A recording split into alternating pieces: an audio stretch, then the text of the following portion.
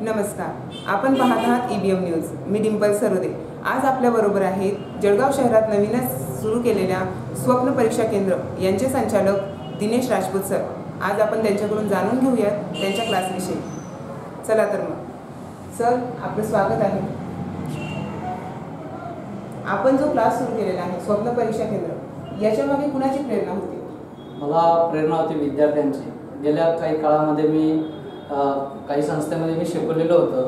त्यांनी सांगितले की सर की तुम्ही एक वैयक्तिक काहीतरी करू शकतात की जेणेकरून तुम्ही 4 विषय घेऊ शकतात. तर मग आपल्याच क्लासविषयी सर कधी तुम्ही तुमचा स्कोप पण वाढेल किंवा मग तुमची जी ज्ञान आहे तुम्ही आम्हाला एक लेक्चर न घेता की जेणेकरून जास्तीत जास्त तुम्ही शिकवण्याचा आम्हाला फायदा होईल आणि तुम्ही स्वतः क्लास जर टाकले तर आम्हाला जास्तीत जास्त वेळ तुम्हाला देता येईल. त्यांनी असं सांगितलं. मग मला विद्यार्थी काही सहकारी मित्र भेटले, त्यांनी सांगितले, त्यांच्यापासून मला प्रेरणा मिळाली. तुमचं स्वतःचं स्वप्न होतं का की आपला स्वतःचा क्लास असावा?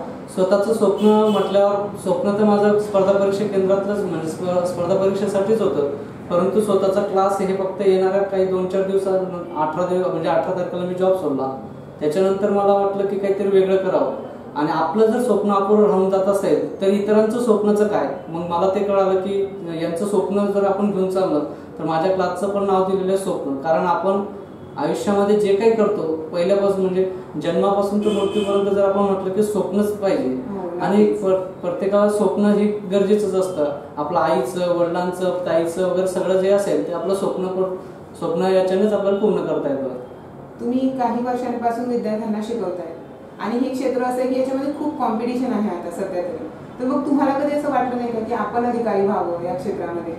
हे बघा कसं असतं, आपल्याला काय वाटतं याच्यापेक्षा आपण आपले प्रयत्न आणि आपल्या प्रयत्नात जर अपयश येत असेल, आपल्या प्रयत्नात जर अपयश येत तर कुठेतरी थांबलं पाहिजे. आणि माझा जो विषय होता इंग्रजी आणि इंग्रजी विषय मला थोडासा कमजोरच जात होता. पण मला मॅथ, बुद्धिमत्ता, मराठी, माझा MA मराठी स्पेशल आहे. त्याच्यानंतर बुद्धिमत्ता मी येणाऱ्या काळामध्ये ज्या संस्थेमध्ये काम करत होतो तिथं बुद्धिमत्ता शिकवत होतो आणि एकदम सोप्या आणि साध्या पद्धतीने. आणि हीच आयडिया जर मी विद्यार्थ्यांना दिली तर यदा कदाचित मी माझ्या स्वतःच्या स्वप्न स्पर्धा परीक्षा केंद्रामार्फत मी त्यांना एक विशिष्ट अधिकारी बनवू शकतो. तुम्ही क्लास सुरू केला आहे आता सध्या स्वप्न, त्यांना विद्यार्थ्यांचा कसा प्रतिसाद मिळाला? एकदम प्रतिसाद आम्हाला पहिल्यापासूनच होता विद्यार्थ्यांचा. त्यांनी सांगितलं होतं की सर आम्ही तुम्हाला परिपूर्ण साथ देऊ. आणि काही जर कधी बघायला गेलं तर माझ्या उद्घाटनाच्या कार्यक्रमालाच बरेच विद्यार्थी प्रेझेंट होते.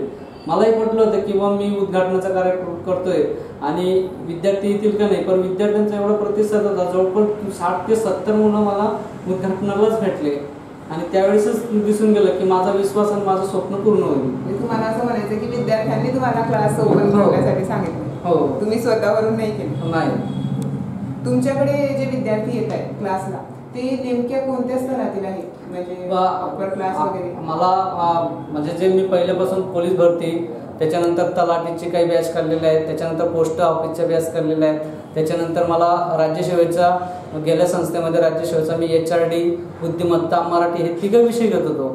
आणि त्याच्यानंतर मला जो मिळाले विद्यार्थी मध्यंतर काळामध्ये विद्यार्थी भेटले, सर तुमची खूप काही तुम्ही जे सांगतात की एवढे पटवून सांगितलेलं होतं. तर त्यातले काही विद्यार्थी मला पोलीस झालेले भेटलेत, काही विद्यार्थी तलाठी झालेले भेटलेत. त्यांनी सांगितले सर की तुम्ही जेवढं काही देतात परीक्षेला उपयुक्त जेवढं काही देतात तेवढं तुमचे जे विषय आहेत त्याच्यातलं बाहेरचं काहीच पडत नाही असं आम्हाला दिसून आलं. आणि त्यांच्यामुळे मी ही प्रेरणा घेऊन कामाला लागलो. आपण बघतो की या क्षेत्र जेवढं मोठं आहे, जितकं मोठं आहे तेवढंच याच्यामध्ये खर्चही खूप आहे. तर मग तुम्ही असं म्हणताय की सर्व स्तरातून तुमच्याकडे विद्यार्थी येतात, म्हणजे काही शेतमजूर किंवा शेतकरी पण येतात. तर मग त्यांच्यासाठी तुमच्या काही नवीन योजना आहेत का? बघा, मी सुरुवातीला माझं एक पॉम्पलेट एका शेतकरीच्या हातात पडलं.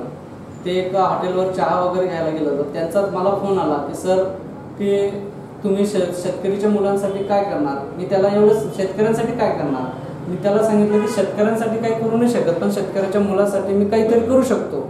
मग मी माझ्या डोक्यामध्ये थीम त्याला सांगितली की तुमचे जे विद्यार्थी आहेत, तुमचा जो पाल्य आहे त्याच्यासाठी मी फक्त प्रतिमाह 400 रुपये महिना ठेवलेला आहे. जेणेकरून आजकाल जर पैसा म्हटला की विद्यार्थ्यांना क्लासेसबद्दल जर भीती वाटायला लागलेली आहे की पैसा म्हटला तिथे त्याचं नॉलेज थांबून जातं किंवा त्याला येणाऱ्या ज्या काळामध्ये समस्या त्या संपून जातात.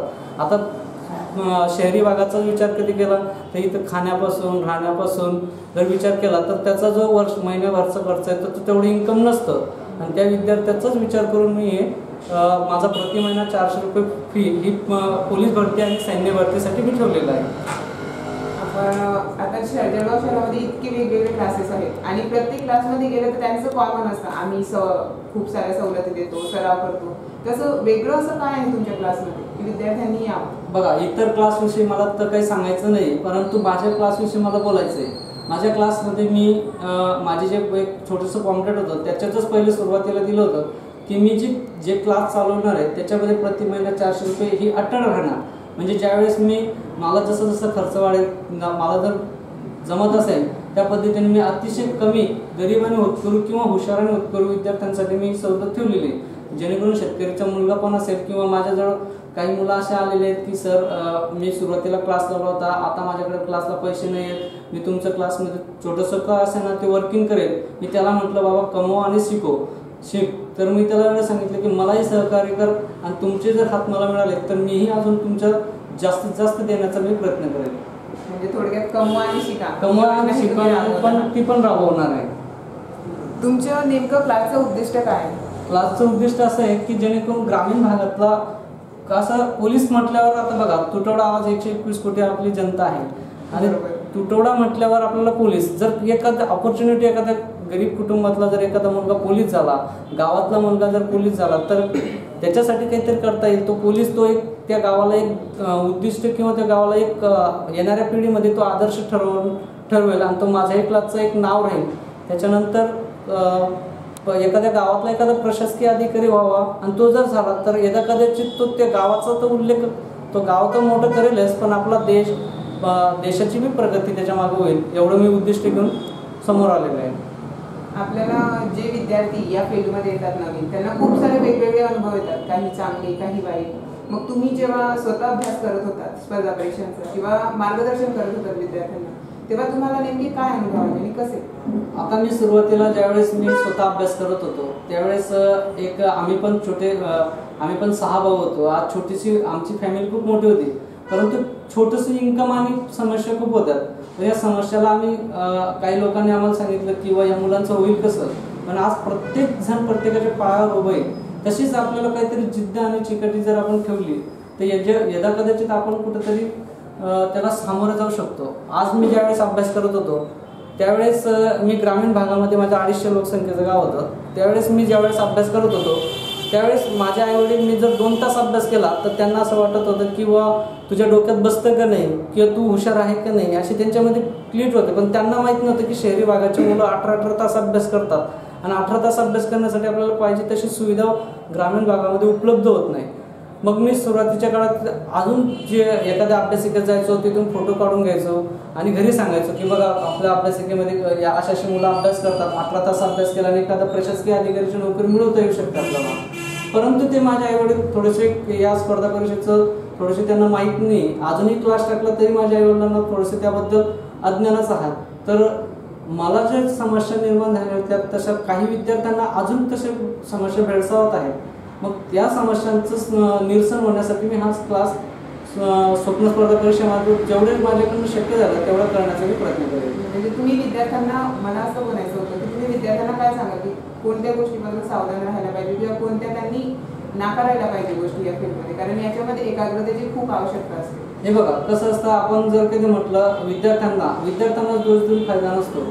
त्याला एखादा आपण कलेक्टर व्हायचं स्वप्न ते एखाद्या विद्यार्थ्यांना बाळगते ते स्वप्न त्याचं वाईट नाही, परंतु एक कलेक्टर 10व्या प्रयत्नात कलेक्टर होतो आणि एक कलेक्टर हा पहिल्या प्रयत्नात होतो.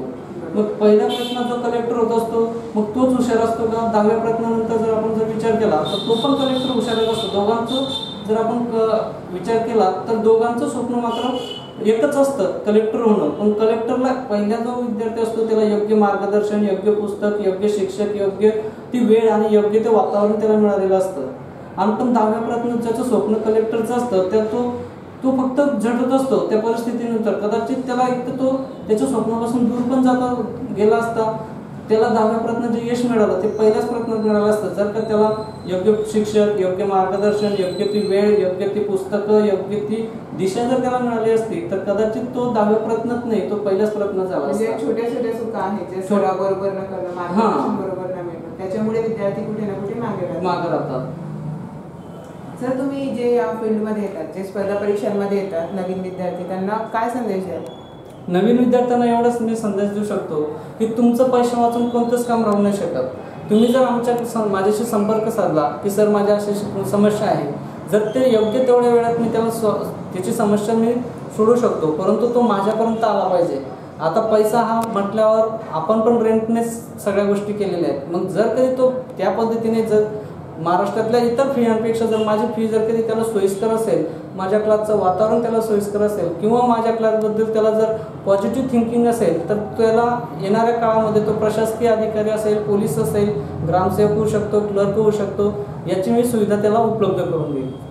आणि तुमच्या क्लासमधून म्हणजे विद्यार्थ्यांना असं कळतं का की आता पोलीस भरती आहे तर ग्राउंड वगैरे तो पण एक भाग आहे त्या गोष्टीचा, तर तुम्ही फक्त क्लासेस घेतात की ते बाकीची तयारी तुम्ही त्यामध्ये? बघा कसं असतं, आपला क्लास जसं जसं डेव्हलप होत चालेल त्या पद्धतीने जसं जसं डेव्हलप होतो तसं तसं जे विद्यार्थी आम्हाला जसे जसे नीड करतात त्या नीड पद्धतीने आम्ही त्यांना सांगत असतो की बघ बाबा हे आपल्याला करायचंय, ते तसं करायचंय. आता मला काही शिक्षक लावायचे असतील, मग त्या शिक्षकाची फी तुला एवढ्या महिन्यामध्ये तुझा जर प्रतिमान मी 400 रुपये जर ठेवला तर मी तुला फक्त एकटा शिकू शकतो. तुला ग्राउंडची वगैरे जर तयारी करायची असेल तर त्या शिक्षकांबद्दल तुला तेवढी फी वगैरे जर केली तर तुला सगळ्या सुविधा माझ्याकडून मिळू शकतात. काही मुलं मला भेटलेत, काही पालक भेटलेत की तुमच्याकडे राहण्याची सोय आहे का? मी त्याला सांगतो की माझ्याकडे राहण्याची सोय मी तुम्हाला उपलब्ध करून देईन. ज्या रेंटनुसार तुम्हाला जितकं भाडं असेल ते तुम्हाला मी उपलब्ध करून देईन. बाकी सगळ्या गोष्टी तुम्हाला कराव्या लागतील. फक्त मी इकडं शिकवण्याचं आणि ग्राउंडचं मी करू शकतो. सर, तुम्ही आमच्या कार्यक्रमात आलात त्याबद्दल तुमचे आभार. आणि तुम्ही नवीनच क्लास सुरू केलेला आहे त्यासाठी तुमचं अभिनंदन आणि तुम्हाला आमच्या शुभेच्छा सुद्धा. धन्यवाद. आपण बघितलं की आताच स्वप्न परीक्षा केंद्र आहे जिथे त्यांचे संचालक दिनेश राजपूत सर हे आपल्यासोबत बोलत होते. त्यांनी आपल्याला त्यांचे अनुभव सांगितले, काही मार्गदर्शनही केलं. नवीन विद्यार्थ्यांबद्दल त्यांच्या योजनाही आपण बघितल्या. आता तुर्तता वेळ झाली इथेच थांबण्याची. बघत राहा EBM न्यूज.